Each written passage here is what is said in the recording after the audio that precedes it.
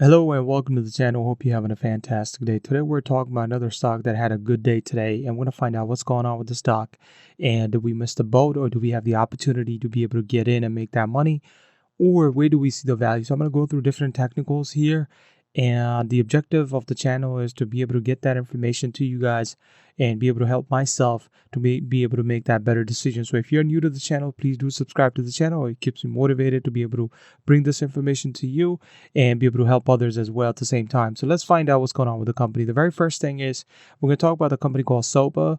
This is a Society Pass. It's a South Asian company, and they're building an ecosystem where they want to be able to help merchant and a better customer relationship, so they can be able to produce things that are more in need, and et cetera, et cetera. So like an ecosystem where they already have about 1.5 million registered consumers and about 30,500 merchants. So, this is like an ecosystem between the merchant and consumer to be able to provide them a better value and what they need. So what happened to the stock today, right? So they actually reported their 10Qs, and they reported the revenue grew 891%.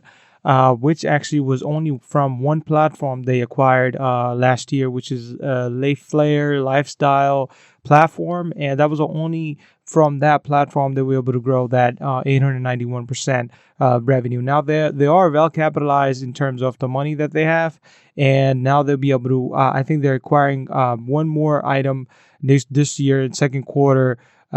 It's right here. Sopa expected to launch a Society Pass loyalty points platform second quarter, because they're already well capitalized on their net income. So that actually is the indicator that actually grew that stock today. There were about 27 million shares were traded for the stock, and mainly they were bought in. So which means that this is adding to the value of the stock. On an average, the stock used to do only 5.1 million or so, but today they've done 27 million. Overall, on the EPS, earnings per share, they are not yet profitable to the point where they have a positive EPS. But I think this is definitely an opportunity to start looking into the stock. So the stock market value, market cap is about 91 million, which is, again, I feel like this is more of a startup sort of a company. I don't think this is a well-established company. However, we're going to see what the institutional banks thinks about that, right? These institutional banks are the big guys like Morgan Stanley, Vanguard, Chase Bank, Bank of America, Bank of New York Mellon, et cetera, et cetera. So they have bought in. There are 26 of these institutional banks have increased their position by 420,000, and the ownership is about 1.81%, which is a good number, because that's how I approach these startups as well. That you don't want to go all in and be able to lose that. You don't know, right, what's going to happen to the company in coming futures. However, they laid out their plan that they're planning to grow this year, and they're committing to a substantial growth this year. But again, that's all forecasting. Nobody can predict the future.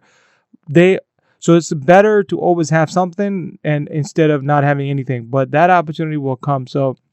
And that's what I'll speak for myself. So 1.81% is from institutional banks. And let's go back to the chart, see what's going on with the chart, right? So right now, it hit a peak at $4.55, and then it started dropping again. The market is yet to close in 20 minutes. So they're residing around this point, around $3.58. So let's look at the moving averages, okay, before we get into support or resistance. The moving averages I usually use the Exponential EMA, Exponential moving averages, which I think is more aggressive in terms of giving you a right understanding where the stock is. So the 200 period, which is last 200 candles, it gives me that the average of price for that is $3.19. And the 13 period is giving me that last 13 candles, telling me that the average price is $3.91. They're crossing right now, and it did cross that 48 moving average, which means that when it crossed, if you see on my screen, right, when the blue line crossed a brown line is a 48 period. When it crossed that brown line, the stock price shot up, right? So this is what I usually look for. Right now, it crosses the 48 mark. Now it's crossing the 200 mark, right? So this is a good indicator for me that stock is in an upward trend. The other one I usually use is the RSI and MACD. The RSI is a relative strength index, and the MACD, the or looking anything above 70 means the stock is being overbought. As you see here, it holds true. Anything above 70, you saw it shot up all the way down to all the way up to $4.55, and is above 70. Anything below 30 means that the stock is oversold. And right now, the stock is anything above 50 usually is a great deal. So right now, the stock is residing about 64 points. And you have your MACDs also higher than the signal line. Signal line is a projected line that system thinks this is how the stock price is going to flow. However, because of the catalyst that came out, people bought the stock. It just broke that signal line. Right now, these indicators do change how the market behaves. But right now, it looks like the stock is on an upward trend. And I'm going to see, because the market is about to close now, I'm not going to make a decision right now. But I'm going to watch the stock tomorrow, see what happens with this for myself. And of course, if you want to see that, you could always see this video. And the points that I have here for support and resistance is that right now, there's a support as $4.26. I'm going to go back a little bit last few months. So in February, there was a support for $4.03. So it hit that resistance. It's a support. So what happened is the support and resistance, right? When you have a resistance, right? When you have another resistance on top of it, that resistance becomes a support. So that's why I was calling this a support. But let's look at it, and we say this is a resistance from 209, right? This is February 9th. We have a resistance that's $4.25. It hit that resistance, and the stock started falling again because a lot of limit orders must have kicked in. A lot of people that already had a limit order that probably might have bought it here, for example, at $3. It said, okay, when it gets to that point, $4 or something, sell my stock. And that's what exactly happened. A lot of people will take their profit at that point, and you have the stock dipping again. Now, if it starts dipping again, let's say you have other folks taking their profit, and it may go down to $2.53. But again, there's a support right here. Now, the support is not a very strong support. It's a very, very minor support. And if it comes down, I think it might be able to stay there depending on how the volume is. But if it does cross that, the next stop is $2.06. But I think the stock, by looking at the EMA and RSI and MACD, I also have another resistance here between $5 and, it's around, let me get the exact values. It's around $5.39 and around $5.80, 93 cents.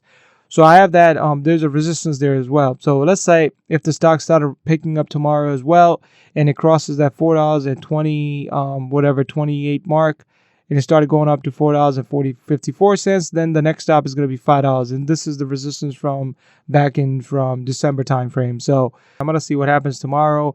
I do have a feeling that if the stock might fall because, you're moving 200 period and 48 period are really not, pretty much, they're not at a level that I feel comfortable right now. So I'm going to see what happens with the stock tomorrow. If it comes down again to $2.55, I might pick up again, or maybe I'll wait for it to go down to $2.06. But again, this is a good stock to be having on your watch list.